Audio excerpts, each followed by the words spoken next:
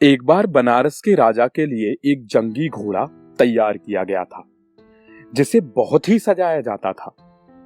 3 साल के घोड़े को सोने के थाली पर खाना परोसा जाता था, जिसकी कीमत हजारों में होती थी। उसके अस्तबल में चारों ओर सुगंध फैलाई जाती थी। अस्तबल में गहरे लाल रंग के पर्दे लगाए गए थे और छत पर सुनहरे रंग का झूमर लटका हुआ था।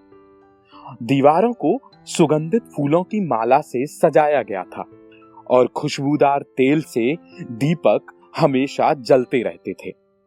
कुछ समय बाद 7 देशों के राजाओं ने बनारस राज्य को घेर लिया और उन सब ने बनारस के राजा को संदेश भेजा, या तो आप आत्मसमर्पण कर दो या फिर युद्ध के लिए तैयार हो जाओ।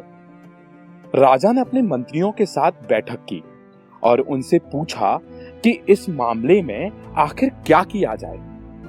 मंत्रियों ने अपनी सलाह दी और राजा से कहा, आप पहले ना तो किसी व्यक्ति से लड़ाई लड़ें और ना ही किसी राजा से।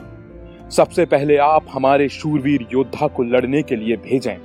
अगर पराजित हो गया तो उसके बाद हम निर्णय लेंगे कि आगे क्या करना है। राजा को अपने मंत्रियों की यह सलाह पसंद आई। राजा शूरवीर योद्धा के पास गया और उससे पूछा कि हे शूरवीर, क्या तुम उन 7 राजाओं से लड़ सकते हो?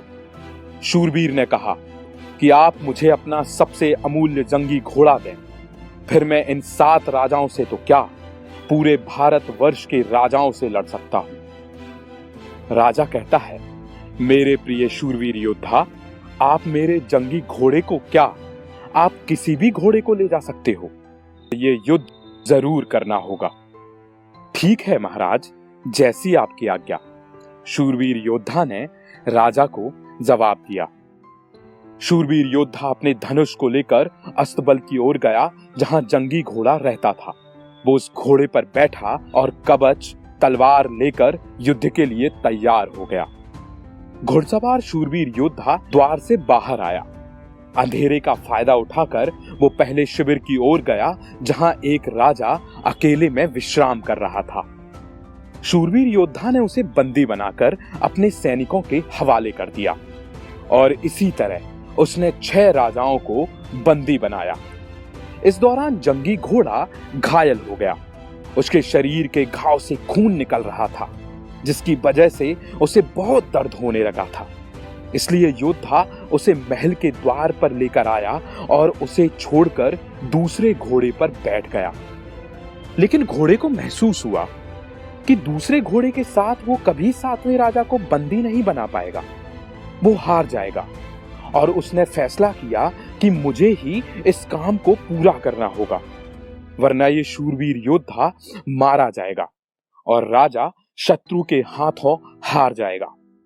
मैं अकेले ही 7वें राजा को पकड़ सकता हूं। घोड़े के ऐसे विचार उसके मन को लगातार कचोट रहे थे। उसने शूरवीर योद्धा से कहा, मैं इतनी आसानी से हार नहीं मानने वाला हूं। मैंने जो काम किया है मैं उसे पूरा करूंगा। आप मुझ पर बैठें और मुझे हांकें। मैं अपना काम पूरा करना चाहता हूं। शूरवीर फिर से उस जंगी घोड़े पर बैठ गया। दोनों बड़ी तेजी से 7वें राजा के शिविर में गए और उसे बंदी बनाकर वापस ले आए। शूरवीर योद्धा घायल घोड़े को महल के द्वार पर ले आया। राजा ने योद्धा के पराक्रम और घायल घोड़े को देखते हुए कहा कि वे इन 7 राजाओं का वध नहीं करेंगे, इन्हें छोड़ देंगे। तुम दोनों ने इस राज्य के लिए जो किया है उसे हमेशा याद रखा जाएगा। आपने इस राज्य को एक विनाशकारी युद्ध होने से बचा लिया। जब राजा ये सब शूरवीर योद्धा से कह रहा था तो उस वक्त घोड़ा दर्द से तड़प रहा था। राजा ने घोड़े को छुआ, उसका कवच हटाया और देखा कि वो बहुत घायल है। उसे कुछ खाने को देने से पहले ही उसके प्राण निकल चुके थे।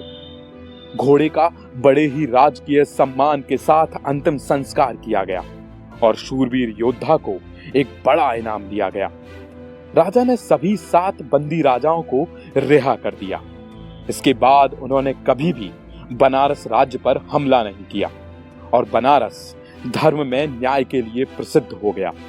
उस घोड़े की जिंदगी तो खत्म हो गई, मगर उसकी वीरता के चर्चे कभी खत्म नहीं हुए।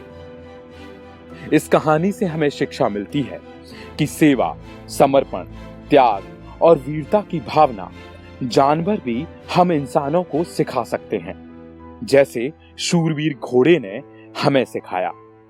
धन्यवाद।